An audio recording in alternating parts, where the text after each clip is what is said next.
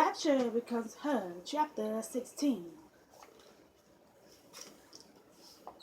Mrs. Gilbert let out such a whoop that all five of her daughters appeared from nowhere and rushed over to the table. Their pretty faces filled with anxiety, they crowded around. "What is it, Ma?" cried Faith. "Why, only the best news I've heard in a decade," Mrs. Gilbert explained. Smiling at her daughter, she said, "Mr. Lamb just told me that Viscount Jocelyn is going to marry our Miss Emily." There were more whoops and laughter and cheeks pink with pleasure, blue eyes dancing, they pelted Lamb with questions. Surrounded by a group of demanding women, Lamb did his best to comply, enjoying being the center of all their feminine attention. They were also genuinely happy about the engagement and seemed to have a real fondness for Emily, that some of his reservations about the Gilbert family faded. Perhaps Barnaby was right to trust them. Lamb was feeling very pleased with himself when he rode home to Windermere an hour later. The news of Jocelyn's engagement to Emily was spreading like wildfire, toppling the tragic death of Answorth as the main topic of conversation. We had to give Emily's cousin credit for concocting a credible explanation for Answorth's death and a reason for any signs of violence that might have been noticed, except for the most discerning eye or someone looking for it. The fatal stab wound would be lost among us the other damage the body had suffered when it was washed up on the rocks. Geoffrey remained applauding them, and Lamb fully expected him to try his hand at blackmail at the first opportunity. Lamb was correct. While Lamb was loitering in the village prior to escorting the two ladies back to the Birches, Barnaby was having a very cordial meeting with Cornelia and Emily in his office. The delicate business of money behind him after Barnaby had written a note and sent it off by footman to London requesting his solicitor to draw up the necessary papers. They were ready to depart from Windermere. Once Emily and Cornelia were nestled in a coach, Barnaby astride Satan, a big black stallion that had caught his eye in the vast Windermere stables, escorted them home. Walker met them as the coach halted in front of the house, his face giving nothing away. He had praised them of the shocking death of poor Mr. Answorth. "The master," he said expressionlessly, "is utterly devastated." "Well, perhaps our news will cheer him up," Barnaby said dryly as he followed the ladies into the house. Walker glanced quickly at him. "News, my lord?" he asked. Unable to help herself, Cornelia cackled. "Our Miss Emily is engaged to marry his lordship. They'll wed just as soon as the banns are called." Only years of training kept Walker from breaking into a jig and whooping, as had Mrs. Gilbert. The huge smile that lit up his face told its own tale. In his voice full of delight, he said, "Congratulations, my lord, Miss Emily." "Thank you," Emily said, smiling. A twinkle in her eyes, she added, "And yes, you have permission to tell the staff." While Walker divested the ladies of their outerwear and took Barnaby's gloves, a pair of brawny servants from Windermere unloaded the trunks and bandboxes from the coach and hefted them into the entry hall. Leading the way down the hall, Cornelia said to Walker, "You can show them where those trunks belong." She grinned at him and added, "And after that, you may open some of that champagne laid down in the wine cellar by the old squire and bring it to us in the green salon." Vitally, she said, "I suppose you should let the squire know that we are home and in the green salon." They entered the green salon, and Cornelia seated herself on a celery damask settee, Emily taking a dainty gilt and wood tapestry chair nearby. Barnaby stood at one end of the fireplace, across from where the ladies sat. Barnaby frowned. "I know you had come here, but I'm not happy about it." "You are fretting for nothing," Cornelia scolded. It was Answorth who was the dangerous one, not Geoffrey.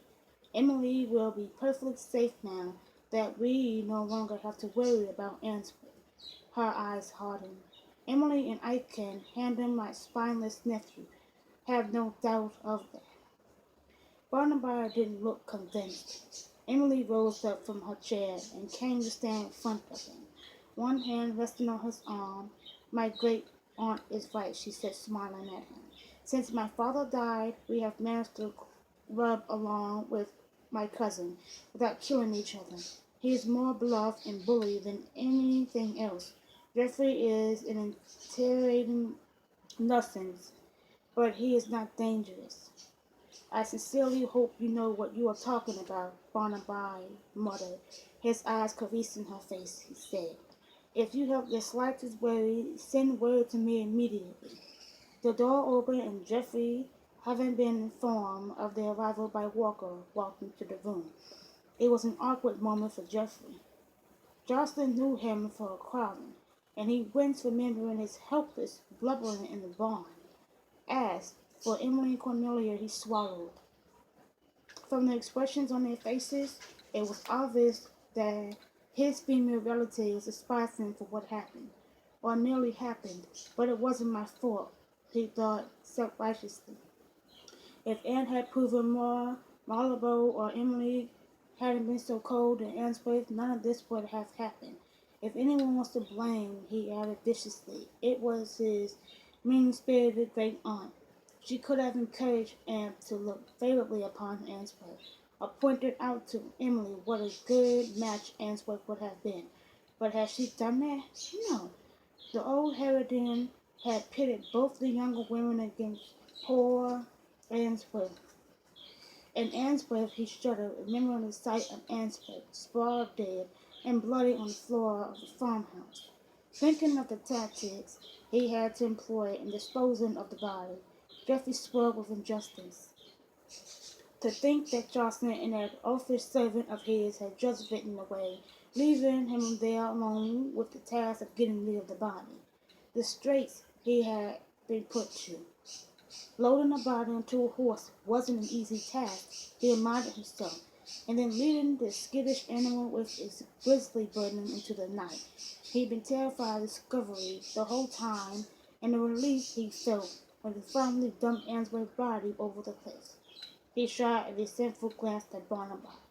It would have served Jocelyn right if he'd written immediately to the constable's house and reported the murder. Bitterly, Geoffrey admitted that if he thought for a moment that anyone would have believed that Viscount Jocelyn had murdered Answorth, he would have pointed the finger at Jocelyn. But greedy, self-serving, and vain he might be, Geoffrey wasn't stupid. Jocelyn had the correct reading of the situation. No one would believe that the Viscount had murdered Answorth, and Geoffrey might have very well have found himself standing in the dock accused of the murder. It just wasn't fair. Ah, Geoffrey, purred Cornelia, breaking into his thoughts. How kind of you to join us. Her eyes bright, she said, we have news for you. Warily, Geoffrey eyed her. Oh, and what would that be? Why only, Barnaby said, that your cousin has done me the honor of agreeing to marry me. In 3 weeks, just as soon as the bands are called, Cornelia said happily. Geoffrey gasped. Emily to marry Jocelyn? His wish had come true. Visions of Jocelyn go dancing in front of him. He cheered right up. By Jove, he cried, smiling. This is indeed good news. My congratulations to the pair of you. He wiggled a finger under Emily's nose. What a sly, clever little puss you've been, he said waggishly. If I had the least idea that you and Jocelyn, I never would have. He stopped, recognizing the danger of continuing that train of conversation. Well, he said somewhat lamely, this calls for a celebration. As if on cue, Walker knocked and came into the room with a silver tray containing 2 bottles of uncorked champagne and several crystal flutes. Leaving the tray on a small satin-wood table near the door, the butler departed. Champagne was poured, and Geoffrey and Cornelia toasted the engaged couple. Once the toasts were over, a small, uncomfortable silence fell. Though polite, it was clear that Jeffrey's presence was only being tolerated. But Jeffrey wasn't going to be driven away by cold silence, not without having a word to with Jocelyn. By Dunder, the man was in his debt and he intended to collect. Setting down his empty flute, Geoffrey said happily, "And now, my lord, if I may have a private word with you." Barnaby glanced at him. "Why? I don't believe that you and I have anything to say to one another that couldn't be said in front of the ladies." It was not an encouraging reply, but Geoffrey wasn't going to be put off, not when money was at stake. Gamely, Geoffrey said, "Now that you and my cousin are engaged, there are some business matters that must be taken care of. Settlements, pen, money, that sort of thing." "That won't be necessary," Barnaby replied. "Your great aunt and I have worked out the settlements and what not to our satisfaction." Geoffrey choked, looking from a grinning Cornelia to a stone-faced Barnaby. Snapped. But that's impossible. I am the head of the family." Pointing at Cornelia, he said, "She's an old woman. What does she know about finance and the like?" "As a woman, I know precisely what is needed to ensure Emily's future, and keep her money safe from the likes of you," Cornelia said sweetly.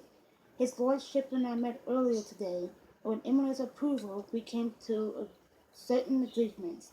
Her eyes icy, she added, "Emily will never have to worry that she will find herself helpless and penniless again, and you'll never get your hands on any of the money Jocelyn has set aside for her." His face white with fury, Geoffrey demanded, "Is this true, my lord?" "Yes." His hands curled into fists and quivering with rage, Geoffrey declared angrily, "Very well, let us have some plain speaking. I think you forget that I know you murdered Answorth," he tittered. "I wonder what the constable would say if I were to tell him what really happened at the Goddard farm Thursday evening." Barnaby looked puzzled. "The Goddard farm? I don't believe I know of the place." He glanced at Emily and Cornelia. "Have you ladies ever heard of it?" Smoothly, Emily said, "Yes, I think it is an abandoned farm in part of the East State." She looked at Geoffrey, contempt in her eyes, but her voice held only curiosity when she asked, "But why do you think that old place is of interest to his lordship?" "You know exactly why," Geoffrey shouted. "You were there." "I think you are mistaken," Emily said gently. She flashed an intimate smile in Barnaby's direction. "I was too busy being courted by Lord Jocelyn on Thursday to pay a visit to an abandoned farm." Her gaze returned to Geoffrey's poking face. "Everyone can confirm that his lordship and I were here until we departed for Windmere, and that we were never anywhere near the Goddard farm." Perplexed, she asked, "Are you certain the loss of your friend hasn't overset your mind?" "My mind," Geoffrey still, "is not overset." His fulminating gaze swept over them. "You're all lying, pretending innocence." "Prove it," Cornelia challenged. He could not. Frustrated and angry, he muttered, "This is intolerable." "What is intolerable?" Barnaby said levelly, "is that we have to endure your presence. If you want to survive the next few weeks, I suggest you learn to choose your words with care, and that you stay out of my sight as much as possible." He strode across the room, stopping in front of Geoffrey. "Softly," he said, "if I hear one word, one hint that you have treated my bride to be Mrs. Townsend with anything less than the greatest respect, I'll tear you from limb to limb." He smiled, and Geoffrey staggered back at the menace in the smile. Turning on his heel, Geoffrey stalked from the room. Barnaby glanced at the two ladies, brow raised. He asked, "Do you think he'll try something else?" Emily made a face. "Once he gets over his anger, he'll start angling to get his hands into your pocket, one way or another." She frowned. "Geoffrey isn't very inventive," she said slowly, "and I think that most likely he'll limit himself to trying to make you feel sorry for him or obligated to him." Barnaby smiled. "Reminded me that I owed him?" Cornelia nodded. "Oh, you can be sure of that." Her expression troubled. Emily asked, "Are you sure you want to marry into a family that has someone like him as a member?" Barnaby turned and walked back to her, and lifting her hand to his lips, pressed a kiss onto the back of her hand. His eyes moving warmly across her face, he murmured, "Try and stop me." The dinner with the vicar and his family last night had put paid to any scheme Matthew might have had of ending the engagement, and accepting that only an act of God would prevent the marriage. After dinner Saturday evening, Matthew sought a moment alone with Barnaby. Finding his host thumbing through a book in the library, Matthew said stiffly, "Our visit has been eventful, but after the calling of the bands tomorrow, Tom and I shall be returning to Monk's Abbey. Naturally, we shall return for the wedding." "Not Simon?" Barnaby asked with a lifted brow. Matthew grinned. "Miss, Simon is enjoying this whole spectacle, and he sees no reason to leave." Barnaby laughed. "Why am I not surprised?" "So sobering," he added. "You know that all of you are always welcome at Windmere, and that there's no reason for you to leave if you don't want to." Matthew studied Barnaby's face for a long moment, searching for signs of insincerity. Finding none, he said coolly, "You are a much better man than I. If our positions were reversed, I'd be wishing you to death." "As I did you at first," Barnaby admitted, smiling, "but I'd mellow." "Perhaps in a decade or two," Matthew said, "I'll be able to say the same." Barnaby laughed. "Let us hope that it is sooner." A glimmer of a smile in those eyes, Matthew murmured, "I wouldn't hold my breath." Barnaby was thoughtful after Matthew left the room. He hadn't minded the visit from his Charleston cousins, but he wouldn't be sorry to see them leave either, especially Matthew and Thomas. Their thinly veiled animosity was wearing. Simon seemed not to mind that his older brother had lost the title and the fortune, but Barnaby wondered about that. Was Simon all that he appeared? He liked Simon, but Simon's desire to stay behind raised a few questions in his mind. Was he remaining behind to keep an eye on him, make another attempt on his life, or simply to rile Matthew? Barnaby smiled, probably the latter. Later that evening, while they were alone in his dressing room, Barnaby asked Lamb, "Have you heard that Matthew and Tom are leaving after the calling of the bands tomorrow, and that Simon is staying?" Lamb, in the act of hanging up Barnaby's plum jacket in one of the massive mahogany wardrobes, glanced over his shoulder and answered, "Yes, there was talk in the kitchens earlier this evening about it." Barnaby expected as much. The servants probably knew of Matthew and Tom's plans before he did. He thought wildly. "Why do you think Simon is staying?" he asked, unraveling his cravat. "My money would be on annoying his brothers," Lamb replied. "My thoughts precisely," Barnaby said with a laugh. Laughter fading, he asked casually, "You don't think Simon might be behind the attacks on me?" "Don't you?" Lamb asked Simon. "No, instincts rather far-fetched, but I am curious about his remaining behind. Seems to me that the three brothers tend to act in unison." "You're wrong there," Lamb said. "Servant gossip has it that Simon is seldom at Monk's Abbey, and that he is not often in the company of either brother." Lamb hesitated. "His valet Lincoln is a likable young man," he said finally, "whose main fault is a fondness for the bottle and a loose tongue. According to him, the hostility between Thomas and Simon is very real. They can't abide each other." "So Simon could be staying to annoy Tom as much as Matthew," Barnaby said. "That would be my guess." Barnaby agreed and shrugging out of his silk waistcoat. He handed the garment to Lamb. His day had been full, and while he would have preferred to think about Emily's charms, Luke was never far from his mind. Undoing his shirt, he said carefully, "I've been thinking about Luke and what to do about him." Lamb swung around to look at him, his gaze narrow. "Now, why do I have the impression that I am not going to like what you're going to say?" There was no wrapping it in clean linen, and Barnaby said baldly, "I have to go after him. When Jed returns, I'm going to speak with him about taking me to France." His jaw clenched. Lamb growled, "Now that is the most a senile idea you have ever expressed. You do not have to rescue that young devil from a danger of his own making. Despite all the warnings and advice to the contrary, he chose to go to France, and it is not up to you to save his neck. You abandoned him? Not if I thought I could save him, Lamb said tightly. But we have no idea where he is in France, or even if he is still alive. For all you know, he's already lost that handsome head of his to the guillotine. Barnaby winced. Thank you, he muttered. I'll try to sleep after you put such a delightful picture in my mind.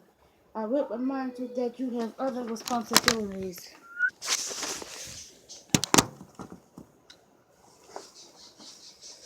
Man said, other people depended upon you, such as everyone on this estate. Would you desert them? As a stubborn expression on Barnaby's face, he demanded, what of Miss Townsend? What are you going to do? Marry her one day and sail for France the next, not knowing when or if you'll return? That was the sticking point, Barnaby admitted, when he considered leaving Emily behind, whether married or not. Every fiber of his body rebelled. He owed Luke loyalty, but didn't he owe the woman he was to marry more? Pain in the dark eyes, Barnaby asked. How can I sacrifice one for the other? You're not sacrificing anyone, Lamb snarled. Luke chose to sacrifice himself. You had nothing to do with it, and you did your damnedest to stop her from going. Taking a deep breath, he added, though there are times I would like to throttle him myself. I am not without feelings for him. He's my nephew, just as you are, and we share the bond of illegitimacy. His face softened, and he said quietly, I would remind you that Luke wouldn't thank you for throwing your own life away. Whatever his fate, he wants you to marry your Amazon and raise strapping sons and fierce-eyed daughters, and he cursed you for a fool if you don't do exactly that. Lamb was right about that, Barnaby admitted, and he could almost hear Lucian's voice chiding him from even considering such a reckless, foolish act. Mon Dieu, Lucian cried in his head, and Barnaby could see the azure eyes gleaming with mockery. You left the arms of a beautiful woman to search for me? You are a fool, my little brother. A fool. Bah, I cannot believe that we share the same father. One of us is a changeling, and it is not Ma. Shutting out that mocking voice, Barnaby said to Lamb, you win. For the present, we shall just hope that Lucifer lives up to his name. Forcing a grin, he added, and I shall keep my thoughts on my Amazon, and her strapping sons and fierce-eyed daughters.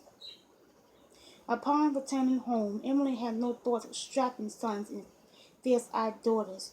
Her thoughts were of more mundane things, such as her life began in some semblance of normality.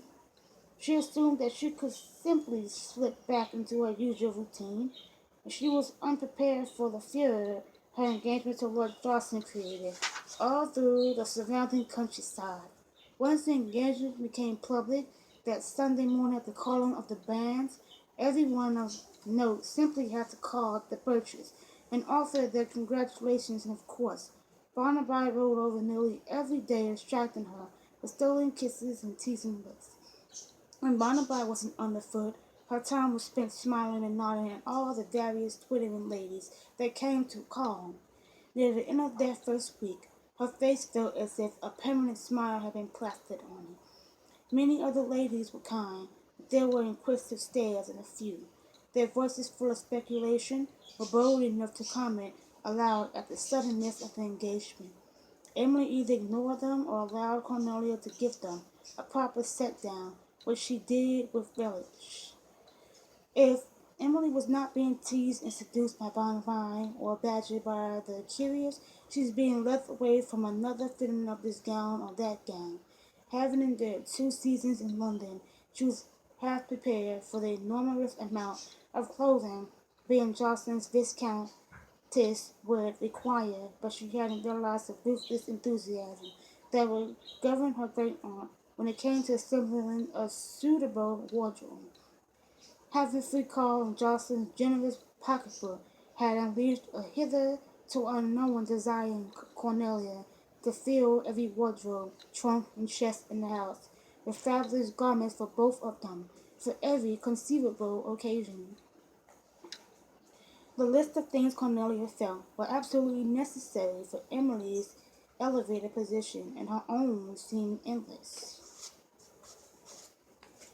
After all, Cornelia commented with a wicked grin, I'm as near a mother-in-law as he'll ever get, and you know that this Count wouldn't want me to appear in these old rags. A thought struck her. Oh, and Anne. Anne must have some new gowns in time for the wedding, too. During the past week, there had been a series of letters carried back and forth between the Birches and Parkham House by the servants. With Answorth's death, there was no longer any reason for Anne to remain at Parkham House, but since Hugh and his mother would be attending the wedding, it was agreed that she would wait and return to the Birches with them. Hugh's mother settled the problem of new gowns by suggesting Anne use her seamstress. Informed by Cornelia of the situation, Barnaby dutifully saw that a generous sum of money was sent to Anne. Amusement in his eyes, Barnaby said to Cornelia as he wrote out the instructions for the transfer of money, Enjoy spending my money, are you? Cornelia winked at him immensely. At Cornelia's urgent request, a notable modistess from London had arrived on the steps of the Birches, along with a coach full of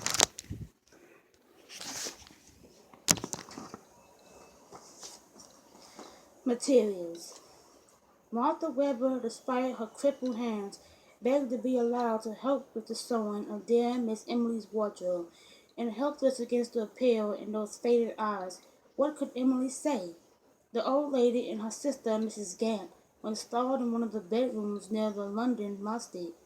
The arrival of a pair of young seamstresses from London swelled the number of women working on the wardrobes. Never mind that between the curious ladies and the fittings that her wedding loomed large on the horizon, or that Emily had her hands full with the day-to-day running of the Birches, and just never mind about anything to do with smugglers. Lambing season hovered close, and she already spent 2 nights until the early hours of the morning in the lambing shed with Lauren.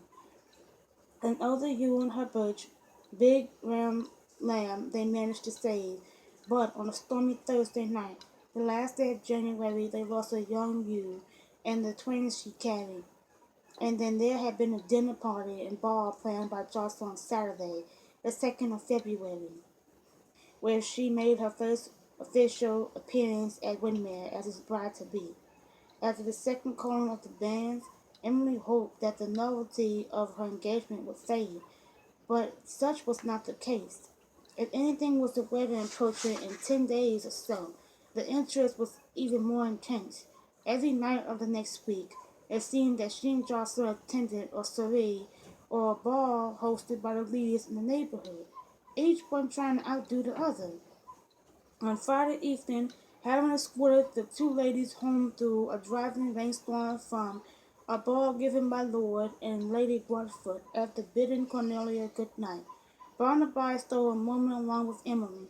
He noted the shadows under her eyes and the distracted air about her. Determined to get to the bottom of it, he whispered into the green saloon and demanded, What is wrong? Something is worrying you, Geoffrey? Emily sighed and sank down to the setting. She considered hedging, but in the end she said sharply, Jeff should have returned by now. He's been gone 2 weeks. She bit her lip. He's never been gone more than a week, and the more time that he was delayed was because he had to replace a sail shredded by in a storm. Barnaby frowned. Is there any way you can find out if he's safely in Colossus, or if there was trouble with his boat in the channel? Not without sending someone specifically to look for him, she admitted unhappily. Jeb and his crew are experienced seamen, she added, as much to remind herself as Barnaby. There was no storm the night they left, although the waters of the channel can be well even without a storm, so it is possible that there was some sort of trouble during the crossing. She sighed again. I cannot imagine that he ran afoul of the port authorities in Colossus, and if he fall into the hands of the revenues, we know about it. She looked down her fingers nervously pleating the spangled net over skirt of her pink silk gown.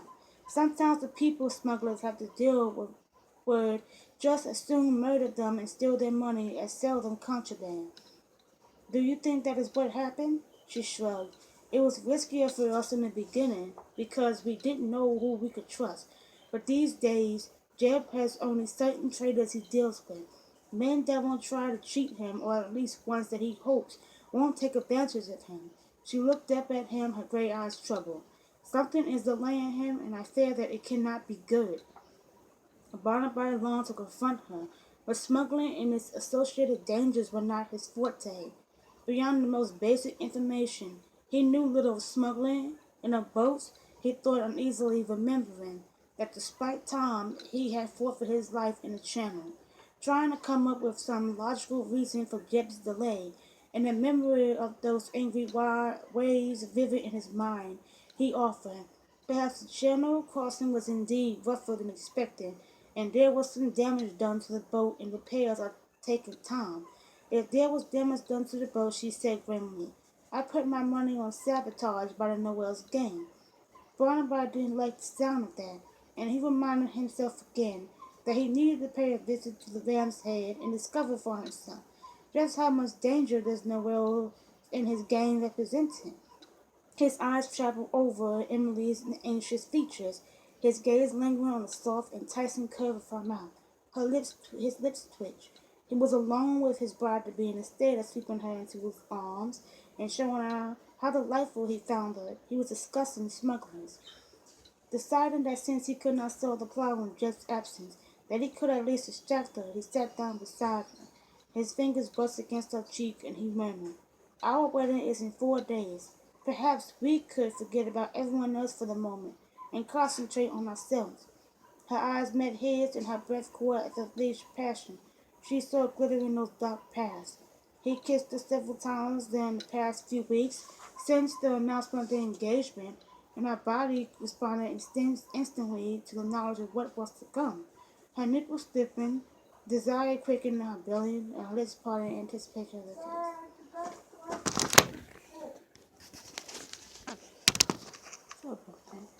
Barnabas did not disappoint.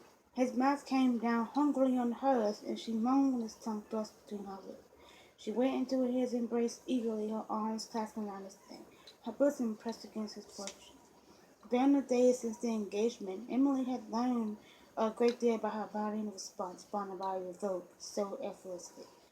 She no longer fought against the attraction she felt for him. Revealing in the heat and sweet power, his kiss, his touch, aroused, she turned his skin with an innocent favor. Her tongue slided silkly against his, and following his lead, dipping boldly into his mouth. These all too brief moments when he had her alone were driving Barnaby mad, and every time he had her in his arms, his control slipped just a little, and tonight was no different. Her generous response was all he could have asked for, and his body demanded more. His hand dropped to her breast, and he never soft. His fingers plucked at the hard knob of her neck. Heady with desire, he fought against the urge to take up his pace. The knowledge that the wedding was so close made him reckless, and he tipped her back against the steady, his hand fumbling with the net and silk that concealed what he desperately wanted to touch. He struggled against the urge to bit into the delicate material, and he growled with satisfaction when at last his fingers found the warm of her hand. They had never been this intimate, and Emily's heart galloped in her pace as his hands slid eerily up her leg, lingering her down for sliding early upward. Emily stiffened, beset by frantic emotions, desire, delight, anticipation, fear of the unknown. Then his fingers found. She showed her of the arching sweetness of his exploration. The sensation of his fingers moved so cleverly over her mouth, clouding her brain. Barnaby's lips hardened, the swollen demand to make her his overpowering. His glowing rod was near the bursting from his britches, and the fierce need to seek relief was unceasing. She was warm and right before him and gripped by a blind desire. A question hummed dizzily at the back of his brain. What would be the harm? His searching fingers slipped in front of her. Emily arched up the blunt edge, stroking the sound like silky heat, hearing her muttered moans. his own body ready to explode. Bouncing is take her or not. There was a rap on the door and a mood shadow. Simultaneously, they recorded to their surroundings and leaped apart like scalded cats. Barnaby sprang away from her and snapped at whoever was on the other side of the door. A moment, Emily jerked into a sitting position, her cheeks flaming. Frantically pushed down the skirts of her name. A quick tug and pull here and there, she looked in the mirror as a nun as she sat in the green setting. Seeing that she was a command of herself, Barnaby crossed to stand next to the fireplace, placing one arm in the mentor and keeping his body partially turned to hide the state of his aroused being called out. Yes, come in. Walker rushed into the room. Miss Emily, he cried. All of this to any undercurrent. You must come quick. There's been trouble. Jeb and others were attacked as they were unloading on the beach.